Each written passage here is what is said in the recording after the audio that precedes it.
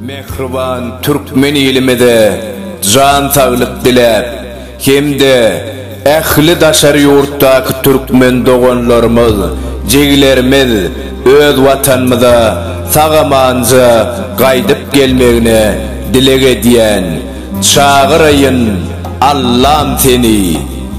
Bismillahirrahmanirrahim.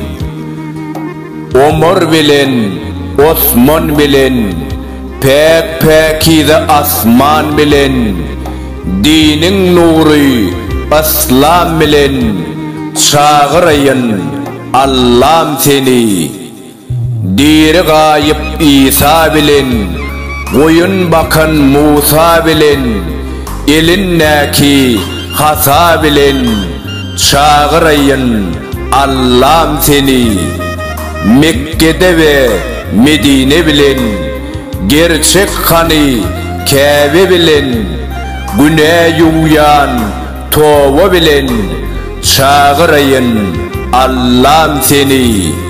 Pirim Bakabettin bilen, babam Şerabettin bilen, ağam İmamettin bilen, çağırayın Allah'ım seni. Su içinde balık bilen, gerçek avdı Halık bilen, düldül bilen, melek bilen, çağırayın Allah'ım seni. Arşta ahunlar bilen, Türkistan'na şiirler bilen, Hülü dağda hüller bilen, çağırayın Allah'ım seni.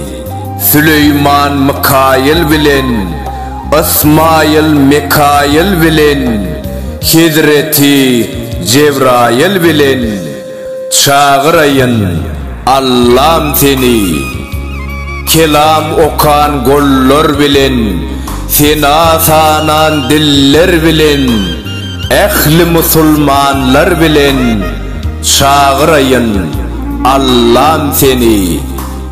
Gecenin duru ayı bilen, gündüz günün nuru bilen, sansızken yıldızlar bilen, çağırayın Allah'ım seni.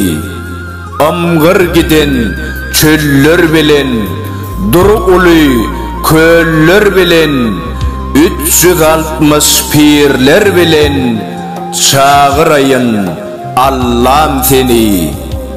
Dağda bibi Meyrem bilen, Fatma Hacer sarı bilen, Peygamberin gaydı bilen, çağırayın Allah'ım seni.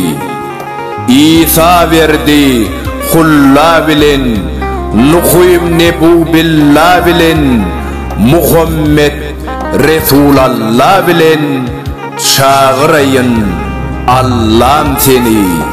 İnşallah kudreti güçlü Allah'ım, Muhammed Resulallah'ım, dileklerimiz kabul olsun.